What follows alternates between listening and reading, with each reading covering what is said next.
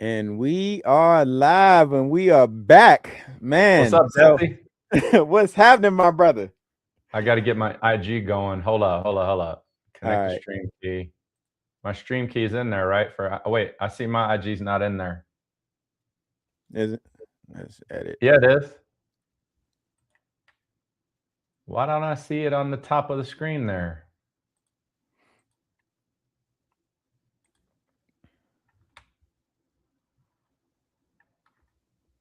Hang on.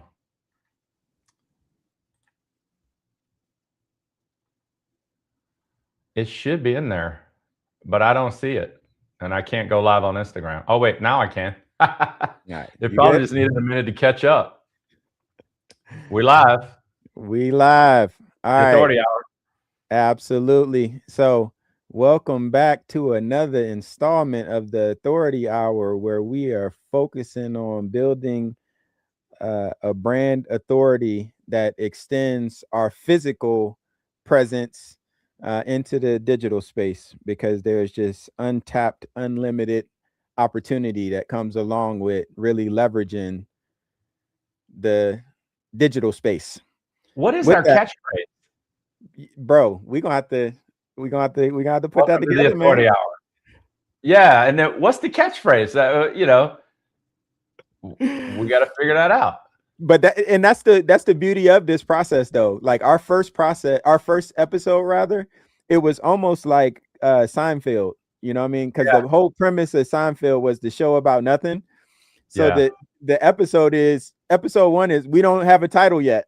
You know what I mean? And it's evolved ever since. So it's going to continue to, yeah. But we do need to come up with that catchy tagline that encapsulates what this value proposition is. We'll definitely work on that. But man, we missed last week because you were out there, uh, like living your best life, bro. How was it? How was your time out?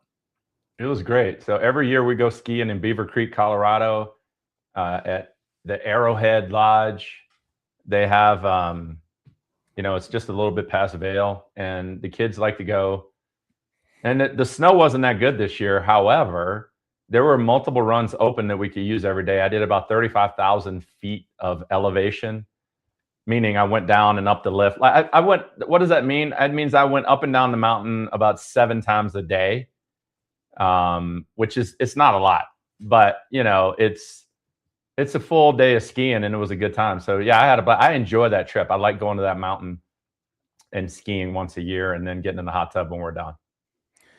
Bro, and that is so important, because if you think about the amount of business owners that they do not prioritize the downtime, and like we need that balance. Like we gotta strike that balance. So it's so important that, you know what I mean, not only is it a vacation that you did last week, but it's an annual, you know what I mean, like to Yeah. take care of self, to really decompress from all of the pressures that come along with owning the whole ship, being responsible for the whole ship, you know.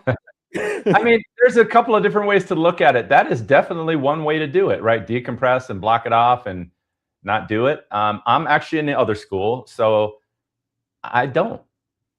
They're all intertwined. So basically, my entire life is what you see. Like, so every day I made another video. If you follow me, every day I made another video. I was like, hey, I'm on vacation.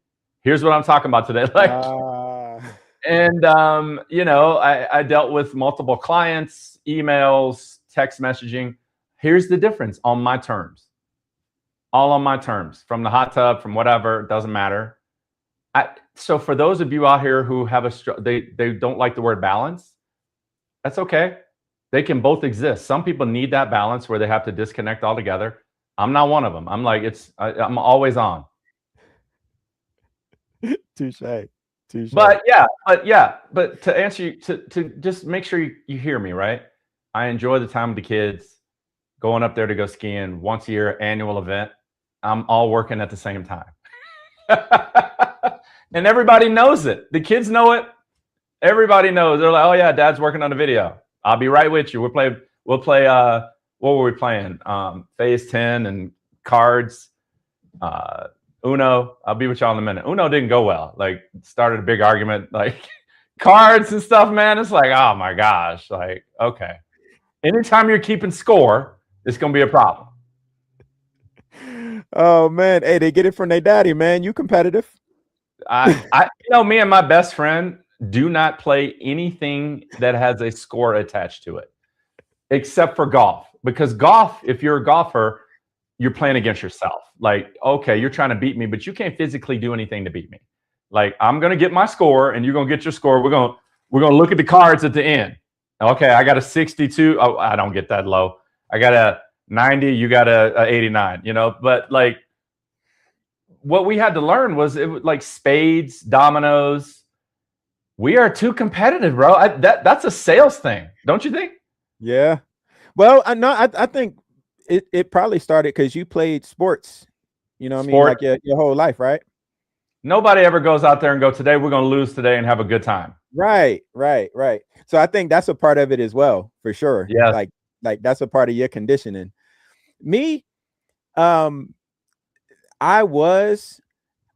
think that my divorce gave me a different contextual like processing of competition, and I put it in this context.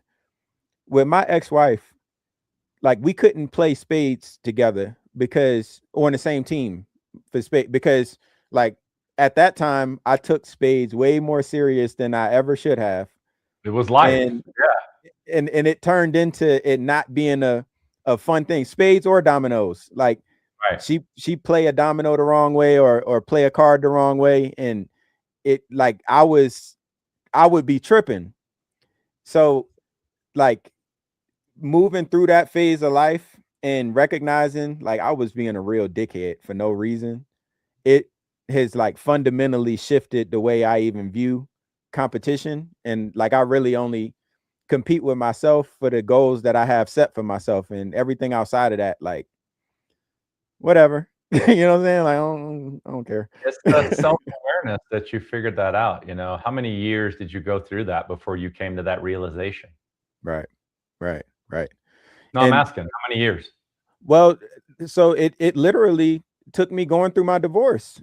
So I was 29 when my divorce finalized, and then I still had to have, a good 3 or 4 years of growth from there, because when I got divorced initially, if you ask me why I got divorced, I had a laundry list of the things that she did or did not do. And now my laundry list is probably longer, but it's all on the things that I did or didn't do. So I would say it took me another 3 or 4 years from the time that I actually got divorced to reflect back and be like, man, like I was, you know what I'm saying? Like I know what you're saying. I mean, Jesse, like, but that is magical, man. That stuff is applied to business, everything in life. The longer we spend pointing those fingers, the longer we have 3 fingers pointing back at us. It's like, it's difficult, man. That's a fact. That's very, very, I commend you for sharing that in the universe, because lots of us still point the finger. Right. So, like, you don't want to die pointing the finger at somebody. But I think what you just now said there, because when we are pointing one finger, there are 3 pointing right back at us. And that is very important. Like, don't let that go over nobody's head. You know what I'm saying? Like, I think the victim mentality is pervasive in society, and it's counterproductive to humanity, because like the only things that we can control are our actions and our decisions.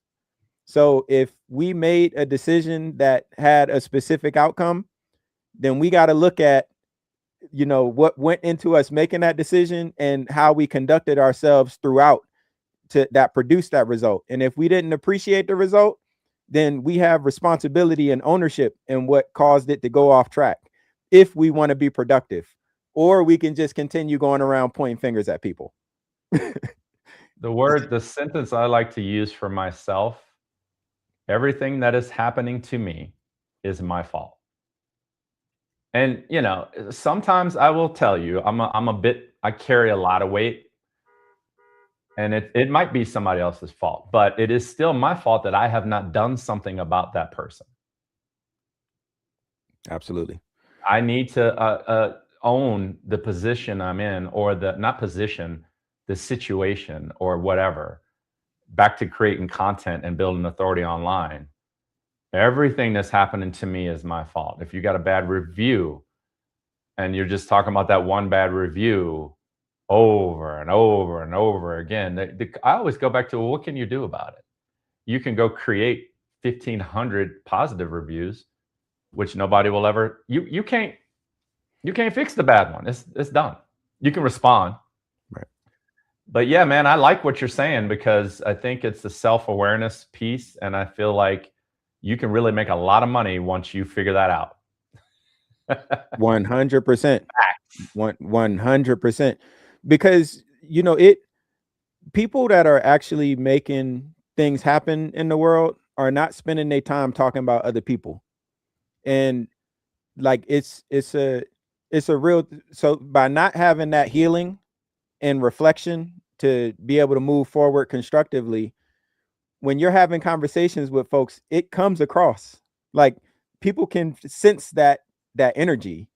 You know what I mean? And you sit down and you're like, well, I had this problem with this person, but I want to do this. And then it leads into, you start seeing what other people are doing, and you feel like they talking about you. And so you out there doing, like, right. It's a ripple effect. And the truth of the matter is, none of us are thinking about you. We too busy thinking about ourselves. Like, we ain't got time for this stuff. There's a book I would recommend. It's by Mel Robbins. It is called The Let Them Theory. So what I found, Jesse, is like what you were going through with the divorce, right? It lines right up, because it's like you have all these issues based on somebody else's behavior. Whenever you have a problem with somebody else's behavior, it's a very simple thing. Let them. Like, it's like, I can't change. How many times have you tried to change somebody's behavior? It's like, bro, that's going to be eternity to figure that out. So when I figured out that Let Them theory, read that book, listened to that podcast, start watching that and applying it to my life, it's magical. And that's creating content. If they don't want to do it, let them. I'm going to do it. Right. and that's the thing though, because for me, it's my whole career is founded on the idea of changing people's behaviors. People's behavior. Wow. Yes. So it's like, I haven't, but when I think about what it takes to actually change someone's behavior, it's like the person has to change their own behavior, right? Like I can't change their behavior. I influence it. I plant the seeds for them to recognize, hey, because I can't change. You can lead a horse to the water, you can't make them drink. They have to have a desire to change. 100%. Then I can help you do anything at that point. Right. And so what I've learned too, if I have the desire for you to change and you don't, whether you're working on my team, whatever it is, you can't spend your entire life trying to figure that out. Right. And that goes back to one of our previous episodes, and the power of a well-placed, methodical, thought out question, because the question does all of the behavioral shifting that you need to happen. Because through that self-reflection, when it's like, oh man, actually it was me that did X, Y, and Z that caused this and caused that. And it's like, as a matter of fact, so I'm in the midst of negotiating a pretty good contract. We'll talk about that more in you and I'll talk about that more in detail once I solidify it. But this company that I'm talking with, they asked me, when dealing with a business owner that's been generating $30 million, and y'all are 3 weeks into working with each other, and that person comes in and is like, all right, man, so I know this big picture that you painted is beautiful, but we've been doing this for a long time. I mean, and you can see it by the 30 million that we generate in revenue. I think we just gonna move on without continuing, you know, our working relationship. Like, how do you handle that situation in that moment? And truly, the answer to that is the response to that should have happened weeks prior. And getting that the owner of that $30 million company to own what they have created, like in full context. Because if we're just talking about the top line, which says $30 million, we can come into a room with our chest poked out. I built a $30 million company, until you look down at the big deal. Well, until you look down at the bottom line and you see that they spent 31. That's another big deal. They're two big deals. and you having a whole different conversation, right? So it's like, if me as a coach, if I don't get that the owner of that $30 million company to own that they're spending $31 million a year on a $30 million company, then I'm setting myself up for in 3 weeks to have that uncomfortable conversation. Yes. Because they never owned their reality from the beginning. Yes. They need to see the pain point. There you go. And own it. And own it. Like, yeah, we're losing $1 million a year based on what you just said. We're losing $1 million a year. It's like, and the question sometimes is that a pain point for you? Nah, Jesse, I like the way I'm running my business. Okay. Well, what do you, I'm not necessary. Right. Right. But that's the key element though, when we're talking about changing behavior. Like, that business owner has to want to make that change for themselves. They got to see that as a problem. So, and not just as a problem, but as their problem, and recognize, oh shoot, this is a problem that I don't even know how to solve. For one, or actually, I didn't know that I had a problem before. I knew that it felt comfortable when it uncomfortable when it was time to make payroll, but I didn't know that we were hemorrhaging out like this. So now it's my problem to fix. If that sense of ownership has not been established, bruh, we pissing in the wind. Another thing you said there was this your problem to fix. It's like, is that really true? You know, it's like, if I'm the $30 million generator and I'm spending 31 million, I have a $1 million problem, not you. That's what I said. That's what I said. That's what I mean. That's what I mean. It's my job to get them to own that $1 million loss every year is their problem. It's me. I've created this. Right. Right. They have to own that though. If they don't own that, fingers like we're talking about pointing fingers at everybody else and blaming everybody else. No. The buck stops with you. Right. Yeah. I mean, like we were saying, I think I picked up on what you're saying. So what we're saying is the exact same thing. It's very, at your young age, for you to have that type of self-realization that you potentially could be the biggest problem in the room, and to realize also that that's really the only thing you can change is your own behavior. That's it. Like, you know, the easiest way to get somebody to work out is go work out yourself. That's it. Talking about it, and telling them that they got to do it, ain't gonna happen. Even the doctor says you're gonna die next week. I ain't working out. But if you start going, eventually they're either gonna go or they're not, or they're still not gonna do it. You know. So, but you can only change your own behavior. Right. 100%. 100%. Which brings us to, you know, as AI is changing the landscape of business and the world at large, we've been talking about this, you know, from episode 0 of the world is moving in a direction now where without brand authority, without leveraging AI, you hustling backwards, you only hurting yourself and contributing to your own demise. Like, that is how the world is moving. And the more that I leverage Claude, the more I recognize that to be a fact. And like, go ahead. Let me add to what you're saying. Let me make it clear. So I was on a phone call yesterday. A guy booked a call on my website. He's in Florida. We get on the phone. He's talking about a BMW. How did you hear about me?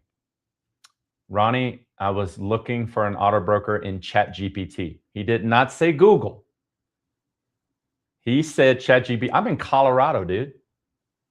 And my name is popping up and I have spent $0 doing it. And I'm on the phone talking to this guy about solving his problem yesterday. Bruh. Like, I'm trying to make it clear to the public. It's like, listen, what it used to be when I want to buy something, I Google you to see if you have any authority. That's what you're doing. I'm Googling to see if you have any authority that I should be paying attention to when I'm looking to spend my money. And now, as it's changing, it's using everything that you produce. If you want a reason why to post, this is the reason. You post stuff, AI is reading it, and it's responding to people all over the world about what you're doing without you even paying for it. So I can't change your behavior, but I can tell you, you will be left behind, like Jesse says. Bro, that is freaking powerful. Oh, dude, my goodness. That's a true story from as of yesterday. I'm sitting on the phone. I said, oh, wait a minute, what? That's not, and by the way, that's not the first one. It's about the third person this year. How'd you hear about me? ChatGPT. I know it's weird because they call me from different states and whatnot. They're not in my area of influence. Right. And I'm like, how did you hear about me?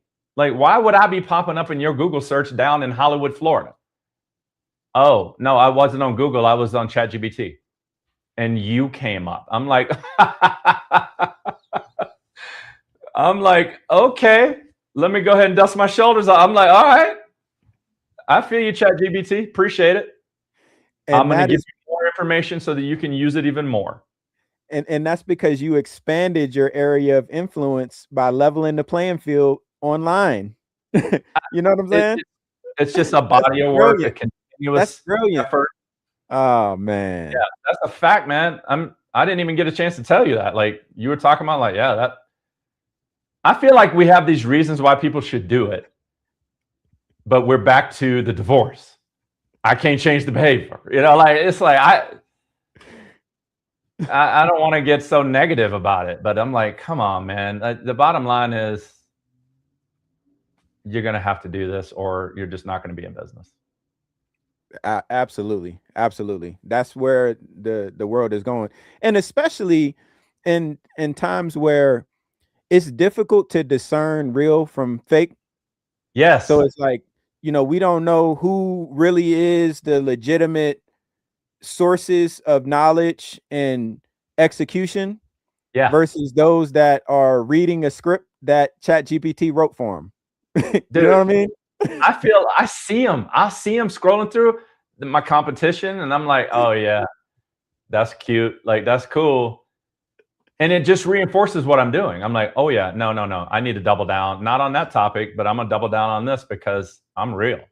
I'm 100%.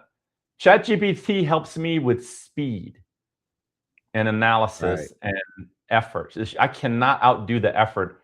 You can't get a pen and paper out and outright ChatGPT. Like, what I'm waiting for is when I can just talk to it. Or it's available and I don't know how to hook it up. I need to put a microphone in my ear so I don't have to actually type in what I'm trying to do with all these misspellings and everything. It knows me well enough to spell it right, but like, I feel like I'm still missing the boat on that technology where I need to be like at any moment, like, hey, I'm thinking about this. Put this in the effort for me. Like, help me write a blog on this right now. You know, you're using it. Aren't you? Record stuff, don't you? Yeah, but you already know the way that the technology is moving. We only like 1 or 2 iterations of our current phones away from it. Like, I know on Apple we got Siri. And like you ask Siri to do whatever and it just does it. Like, we are a version or 2 away from our phones being just what you're describing, where it's not only the research piece, but doing the things. So it's like you just tell your phone, all right, order my dinner for tonight. Oh, that's live now. Yeah, that's live. Yeah. That you just speak it and it does it. It's live. Like, they already have that, dude. You can go program it in there. Like, this is what I like to eat, whatever. And it'll show up at your house. They already got, like, I tell you, like, Yeah. I'm sitting there talking to ChatGPT, and somebody out there is like, Ronnie, that's been alive for 3 years. Like, Right. I just haven't figured out the technology I need to deploy in order to turn it on so I can start talking to it. I kind of miss that Google speaker thing. I have one at home. I never use it. The only reason I remember I have it is I speak too loud, and it's like, well, the weather is, I'm like, I wasn't talking to you. Right. But I feel like I need to go back to that and be like, hey, how can I get even faster? Somebody's in the chat. Let's see if they got an answer. Look at this guy. He's like, I've been talking to Gemini for a minute now. Sugar Bear 65. Right. Sugar Right. Bear, that sounds like Jeffrey. Now you can definitely talk to ChatGPT. It took a while for them to add that function to Claude as well, but you can talk into it. But I'm speaking about like that. It's like that is fully bingo. That That's is Jeff. fully immersed. That is fully immersed into your phone, right? Yeah. Where like it's just integrated where you don't have to open up your ChatGPT. You just say what you say, and the phone picks it up and places the order. Like I'm talking about it being integrated that way. I wonder, I wouldn't be surprised if they already got that structured as well, though. The way that this technology is moving insanely fast, bro. For sure, for sure. And to that point, so I found this gentleman. His name is Omar Farouk on Instagram. Farouk Omar is his tag. Okay. And the gentleman has built an incredible following by being consistently engaged on social media. So as I'm looking at his content, it's like super simple, like really, really like cut and dry, normal type posts, like nothing really advanced out of the ordinary at all. And I'm like, that because I have my virtual assistant putting together content for me. And it's all of these bells and whistles and all this stuff. And people are seeing it. I can see the reach happening, but it's not stimulating the engagement. Yeah. It's just like people are just seeing it. So it's not, I haven't built up enough of my own unique audience for the engagement to catch up. So as I'm looking at what Omar is doing, I'm like, man, clearly there is a formula in that is effective because he keeps the content flowing, but his audience is flowing off his social media to his platform where he's able to provide additional value. Right. So what I did was, because Claude has updated its programming to now, like, it can access files on your computer, it can go on the internet on your behalf. It's a lot. And the reason that I have a certain level of security in using Claude is because Claude has demonstrated that they actually have morals and ethics relative to how they see AI impacting society. And they're more intentional about having security perimeters in place where you can't just create deep fake stuff on the Claude platform. It won't allow you because that jeopardizes the fabric of society when certain things we can't tell real from fake.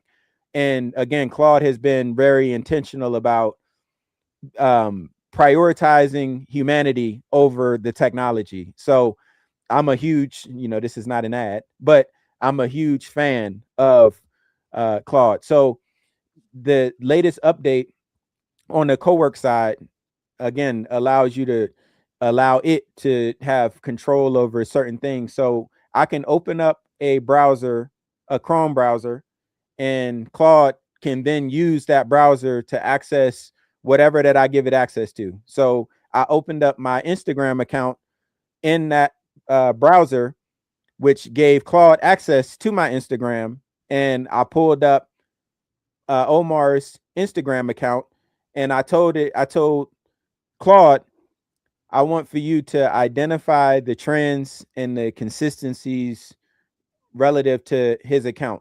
Like, let me know what the sauce is. And I'll be good and good god dog on it if it didn't do that, right? So what it pulled out was that there are 3 interlocked systems. So there are reels, that are driving the reach. There are carousels that are stimulating the engagement on the page. And then there are comment triggers to take the engagement into lead capture. Yeah. So when the call to action, go ahead. He's got a system. Right. So at the end of all of his posts, he's got a call to action, which is a trigger. So like for us, if our trigger is, you know what I mean, if you found this valuable, then comment broker or comment coach or what have you. And then resources like ManyChat or Go High Level will immediately respond back to the person that commented on the post. Right. And that creates the opportunity to capture that lead. And from there, depending on how the sales funnel structure is like strategized, then you're off to the races of converting that reach into revenue. That's great. And how do you get the new person to get that figured out? Like, how do they figure that out? Like, you're talking about top of funnel, right? Like, how do you build a funnel like that? Right. So, what would be the purpose of it for this conversation? I guess is what I'm saying. Like, how can you elaborate on what a viewer of us could use right now? Absolutely. So, let's say that we take this exact clip that we're talking about right now, and then we put it out on social media to create awareness for the podcast. And in the comments, we have a caption that has a hook that, you know, catches the attention, but then the storyline in the comments that actually ties back, not in the comments, in the caption itself, that ties back to the content in the clip. And then we tell them, all right, so if you want to know more information, or if you want to join our community, or whatever it is that we're asking them to do, we just tell them to comment. And then when they comment, so let's say that they commented authority, and now they get the notification in their inbox. When they click on the message in their inbox, now the lead capture process starts, because we're offering value. So in the email, in the DM rather, it may be, you know, if you want to have a sneak peek at the episodes before they are released to the general public, then you know, provide your email address and we'll get you into that community. And that could be the lead capture. So now we're bringing them deeper down into the funnel. So now we got their email because they are interested in getting a sneak peek in the episode. But now we also have the opportunity to introduce them to more value, or more opportunities for different problems that they may be experiencing to be solved. So now from the clip that we put on social media, we're pulling you down into a funnel of value that you didn't know existed. And now you just kind of off to the races. You can take it in multiple directions. So in that sense, being the baseline of the authority hour is to talk about digital authority. If we were pulling them into contact, well, actually capturing their lead information rather, we then can spiral them off to, well, if you're having issues with securing a vehicle, we have a broker opportunity for you. If you're having a issue with your business owning you as opposed to the other way around, there's an option for that, right? And now again, the funnel just continues to pull them deeper in. Does that answer your question? Yeah, it does. I think what it all starts with is one thing: producing content. For sure. I mean, if you're not going to produce, once again, like all of these little things that people, I feel like just for the authority hour, people fall down these rabbit holes of, I don't have enough money to do that. I can't pay for ManyChat or Claude or whatever. You know, what can you do? Remember, like, those are behaviors that you can't really change right now, but making content is still, as we sit here today, free. We don't know how long that's even going to remain, you know? So I feel that, yes, those funnels are important, and they could probably be, classified, we could have people on the podcast and do a class on them or whatever. And I'm looking at the stuff you gave me today on Omar. I think that's fascinating. I'm going to take a look at it for my stuff. But if you're not going to produce the content, the funnel's not going to work. Like, you got to put a fishing pole in the water. 100%. So then talking about the content itself, because there's a deeper strategy. Like, he's not just putting out reels. He's not just putting out carousels. Like, there's a format to the reels. There's a format to the carousels. There's an intent behind it. So with the reels, he always opens up. Well, not always. I don't like speaking in absolutes, but he generally opens up with a contrarian statement that challenges conventional wisdom. So if we, traditionally understand that the sky is blue, but I come in and say that it's gray with a scale of purple, but then follow that with a back statement, with psychology or a concept that reinforces the contrarian view that was expressed in the opening. Does that piece make sense, what I just said? Yeah, it's a hook to get people to engage. Right. The word is flat earthers, round earthers, whatever school you're in. It'll start an argument. It's polarizing. Yep. Polarizing, that part. Like, that piece is so once a brand is at a space where it actually provides value, like actually understands the value proposition that they provide and has a demonstrated record of actually providing that value. Yeah, bro.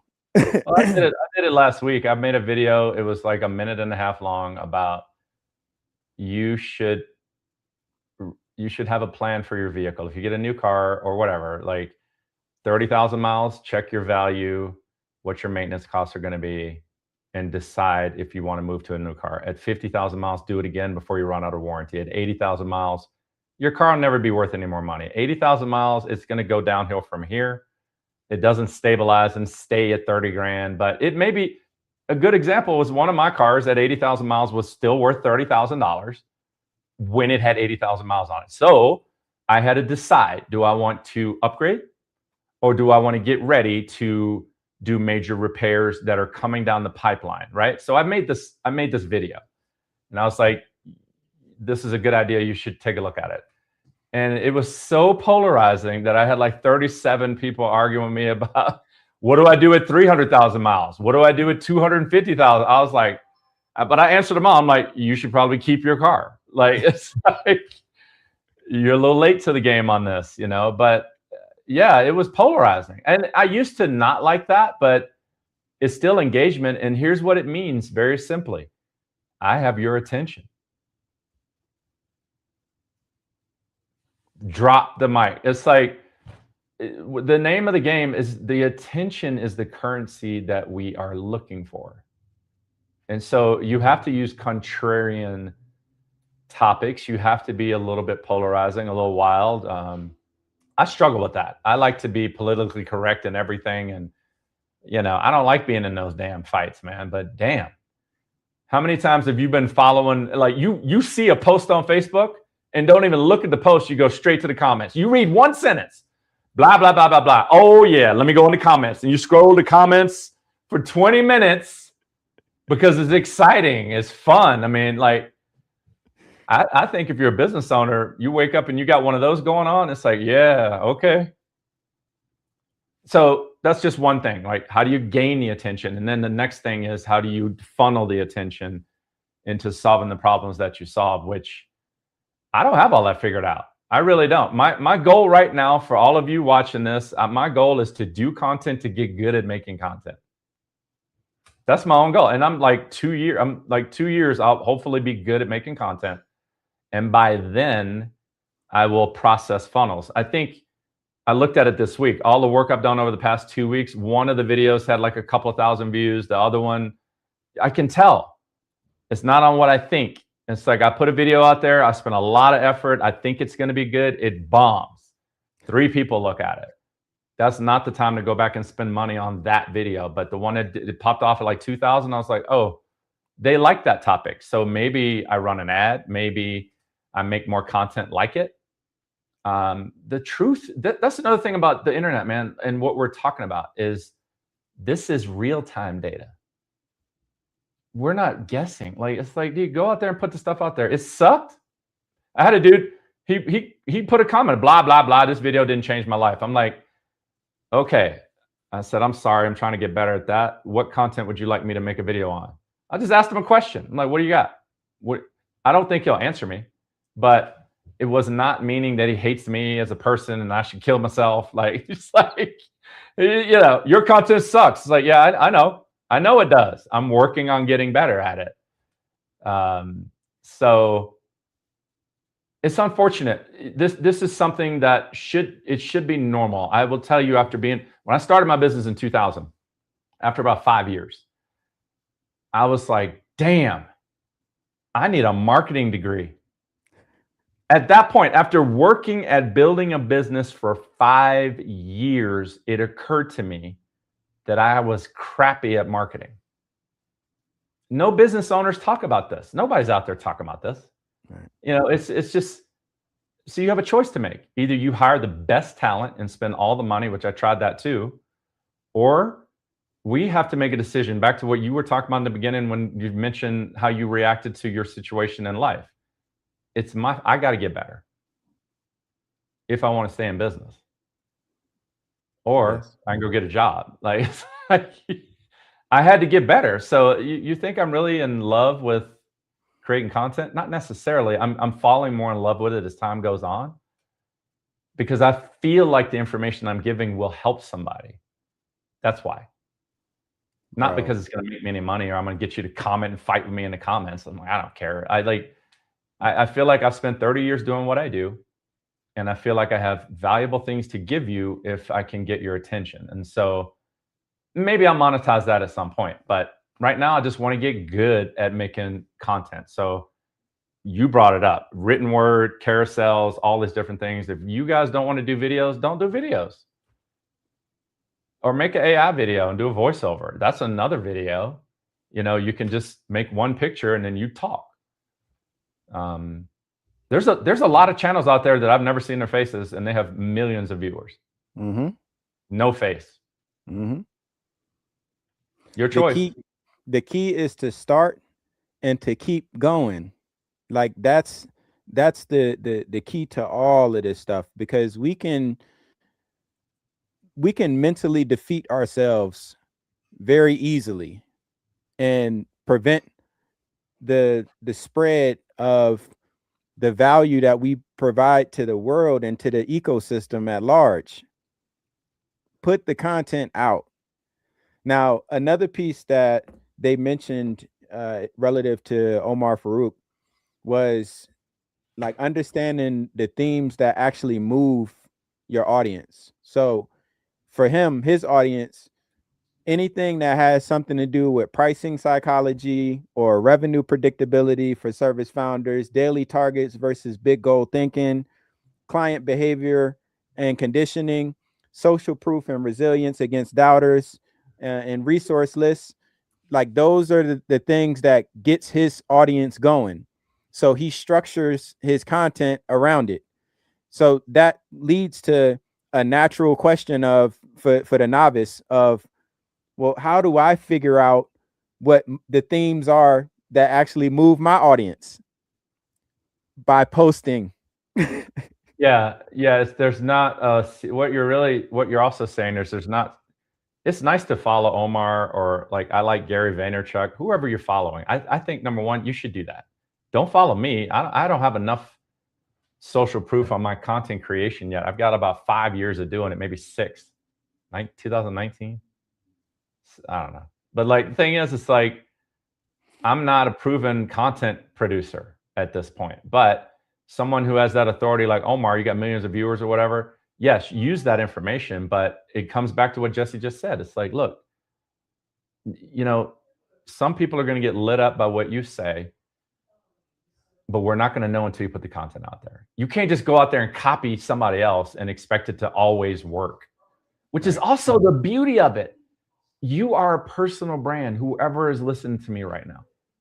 you are a personal brand, very unique, created in the Lord's image. You can do this. And, you know, make it happen. 100%. 100%. 100%. And I think one of the things that detracts folks from getting started or continuing is like the emotional, that feeling of no one cares, no one's watching. And it's like, bro, everybody that is anybody started with nobody knowing them.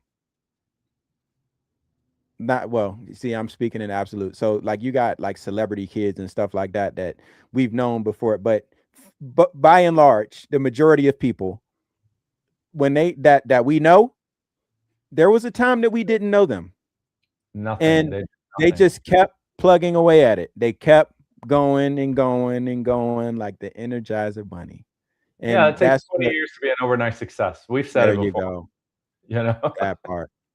There's Yes. something about what you're saying. Also, I saw Damon John. You know who he is, right? One of the yeah. He posted something this week about the work and falling in love with the work. You're gonna die doing it. Like enjoy it, and if you don't like it, don't do it. You know. But on the other hand, like find what you love.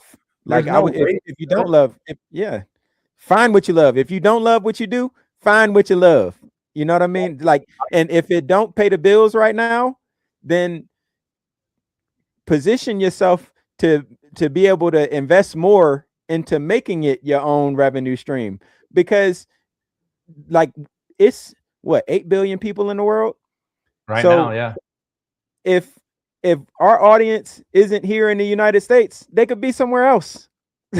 You know what I'm saying? So like just do what makes you happy, you know, through the content. Speak about what makes you happy, because there's an audience for that. Every out of 8 billion people, if you're you know what I'm saying? There's an audience for it. Bonnie was she got on the internet talking about chickens and created a whole blog and a whole following from, it's called Hungry Chicken Homestead. She was doing that when I met her, talking about chickens. Had a whole audience. It still has friends buying cars from her now because she was posting about chickens. It's like, yeah, it is what it is. People on there posting about basket weaving, and they got a whole audience following them. Absolutely. Yeah, man, you're not wrong.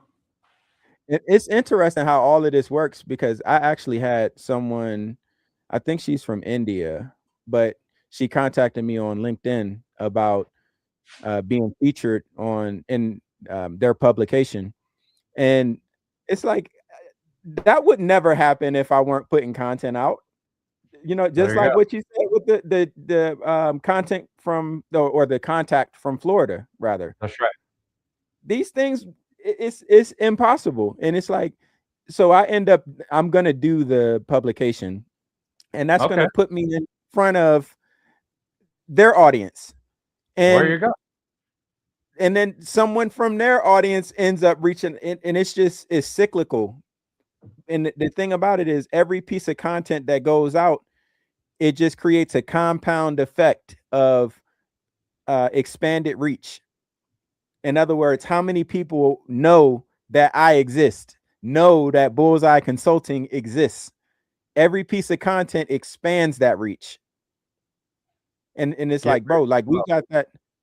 So what I was saying there though is, we can't allow for that emotional feeling of like nobody seeing it. Because transparently, if I were motivated by the current numbers that my content is producing, then I wouldn't be putting out any more content. Like, that's the reality, because the numbers are not reflecting in a way that would that excites me to. No, what excites me is understanding that this is the beginning of a long journey, and that I have a lot of work to do. Right? Like, I am excited about watching the audience build, my audience build, and watching my influence build. I'm excited because I know that I have a value proposition to offer. So it's just a matter of time before there's an audience of folks that are looking to consume what I'm putting out. Like that happens in time. I'm excited about that.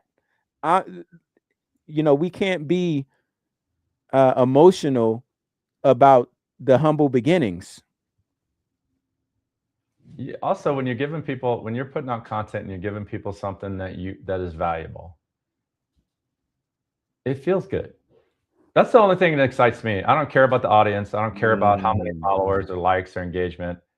I know that after doing what I do for 30 years, that I have something to say about it. That's incredible. That will help you.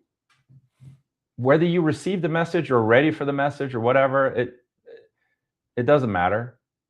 But if you're struggling with a car, or you're tired of being in broken cars, or can't figure out your finances on your cars, I've got the answers, and I like giving them away for free. It's like, hey, check this out. You may not like it. That doesn't mean that it's not a plan that you could deploy at some point, maybe even later in your life. I didn't even lease cars until about 9 years ago. I leased one in '93, but then I didn't do it again until like 9 years ago. But that was after 20 something years of analysis and trying to figure it out.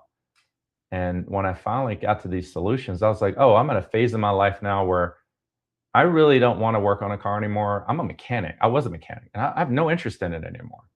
So how can I stay in a new car all the time? I can lease cars. The last thing I want to do is talk to a mechanic. I haven't talked to a mechanic on my cars in 9 years. It's like, I have no interest in it. If I'm talking to them, they're coming to pick the car up, do the oil change, bring it back. It's all under warranty. I'm cool. So you may not want to be there now, but maybe later in life. It's a solid answer. So when I'm given that information, it makes me feel good because it's something that you might be able to use that might affect your life when it comes to these stinking cars that always take our money. Absolutely. Yeah. So that's what I'm saying. Like, yeah. And if you can do that in your own business, whether it's HVAC or whatever you're doing, and you're in love with it, somebody's going to pick up on that energy, and they're going to be like, this guy's for real. And I want to work with him when my AC unit goes out in my house. And they might be in Florida. For sure. So when we think about, because that emotional component is a big, huge hindrance in business at large. We're speaking about it now in the context of how emotional decisions can prevent us from really expanding our horizons on the content side of building authority. But expanding that conversation a little bit more broader, what are some of the drawbacks to leading with emotions in business from your perspective? I can only tell you from my own personal experience, but what I'm learning, like if I'm in my office and I turn that TV on to check out what's going on in the world, I'll look at several different news channels: Fox, CNN, ABC, NBC, MSNBC. Like I like to, they're all reporting on the same story. Mm-hmm. I just want to kind of take the information in so I can understand it. Or when it comes to reading books that people maybe that I don't agree with have written, but these people that I don't agree with are really successful, like really successful. And in the past, I wouldn't even listen to it because of emotions. Like I don't want to talk about it. But I found it fascinating that when I start looking at these other angles and looking at what they have to say, doesn't mean I have to follow them. But I find that it expands my brain. Oh, I understand more now. I've learned this. And so if I'm making decisions on posting content based on my emotions, I feel like I need to get rid of that. Like I got to figure out a way to make it more systematic instead of based on how I feel today or whatever. I don't know what your experience is with that right now, but I'm finding that 56, a lot of people over the years have lied to me. A lot of public figures, a lot of politicians, every angle. I'm a registered independent. I'm literally a registered independent. And in Colorado, we can vote in the primaries. Great. But I find that, as through childhood and growing up and just thinking one way all the time really hasn't led me to the results that I'm looking for. So I kind of like to look at all the different angles before I make my own decision about what I want to do. Man, I could not agree with that more. I'm the same way when it comes to my news intake, and Yeah, I'm an independent as well. Because all of those channels that you mentioned, they all have their unique spin on the story. So I know that somewhere in the midst of all of that the truth is is in there somewhere. some semblance of it, Yeah, at least. or it's all fake. Like it's like, oh my god. So what we're saying, I think what we're talking about here is like when you have your emotions dictating your activity level, like you got to get your activity level up high enough to create content because you're going to get hit with people like you shouldn't make a video about that. That sucks. What if somebody says something about that? I'm not saying you should go out there and be completely polarizing and be left, right wing, anything like that. All I'm saying is you're gonna race up against these walls of resistance in your life. Once you start something, walls of resistance come. And the quicker you learn to get over them and continue to do the work without being emotionally drugged down, you'll see one thing: you got a lot of work done. I'm not saying you're going to get rich, but you'll get a lot of work done. You'll get a lot of effort done, and the videos start piling up. And then the body of work starts popping up. And if you watch this whole video, somebody might contact you from Florida about a car because you did all of that work. So like, it's just emotions. I think what Jess and I are talking about, we were kind of talking offline about it. Like, I sum it up like this: I am tired of learning things at 56 that I should have learned at 35 because of my emotional alignment or how I feel about it. That is still frustrating for me. And so that's why I'm so open-minded to listen to other people's opinion, younger people like Jesse, older people. Now, let me ask you this though, Ronnie. Do you feel that when you were 35, because under the guise of you can lead the horse to the water, but you can't make him drink, when you were 35, do you think that you were ready to receive these things that you're learning now at 56? You would not get me. I would not have been on the internet at 35 because I would only be talking about shaking hands, doing meetings, and doing BNI work. That's a fact. That's exactly what I was doing. Like I was out there shaking. I don't spend money on that. I go do this. I was always using the word or. We don't do that. We do this. This is how we build a business. This is how we've always done it. I'm more open-minded, radically open-minded, but not easily persuaded. Even though I may be listening to you and your radical idea does not mean I'm going to act on it. So that's the magic. I'm listening. I'm taking notes. Goodbye. I'm going to go process this for 15 days and I'm going to come up with my decision instead of being led to another place where I'm going to spend 6 months working on something that's not going to bring me the result I'm looking for. Right. So but I'm not closed off anymore as far as new ideas or new ways to do things. However, I may not act on it. Right. No, because your point is well taken, and I feel it as well. It's like, so you at 56 and you look at me at 40 and like, man, you're a young guy, and then me at 40 and I look at somebody that's 25 and I'm like, you a kid, you a baby. You know what I'm saying? We're all babies. That's the thing for you Right. guys out there. If you're Right. 56 and you haven't Right. done any videos, Right. that's fine. Today is the best day to plant a tree. Get the tree in the ground today. Absolutely. And if you die trying to figure it out, you will die doing what you wanted to do. That's what I'm gonna do. I'm gonna die doing what I want to do. Like, come on, man. That's not even me. That's 50 Cent. Dude, just do it. Like, and if you, especially if it makes you happy, but you're not getting the results, you're not getting the money, great, keep going. And maybe you need something to fund your dream. Maybe you need a part-time gig. Maybe you need something else.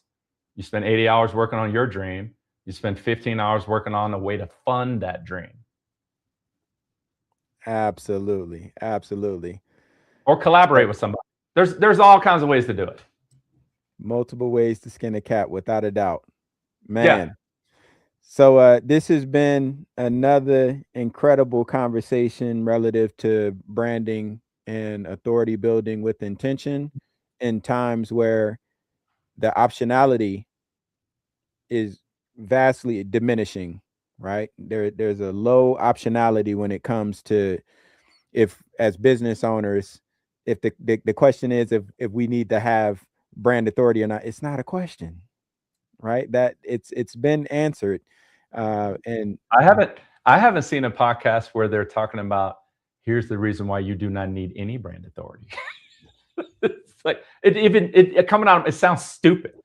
Hey man, you building a business? Well, let me show you why you don't need to do anything at all ever on the internet and get super rich. What you need to do is dig a hole and get in there and read your book and wait for them to call. Where's that podcast? If you're out there fighting this, then build that podcast in your hole. Right. And if you are rocking with it, then we are deeply appreciative. We are deeply appreciative. No, truly. And we want to thank you for your listenership. And I'm the loose cannon. Y'all have a great day. Absolutely. Oh man. We out.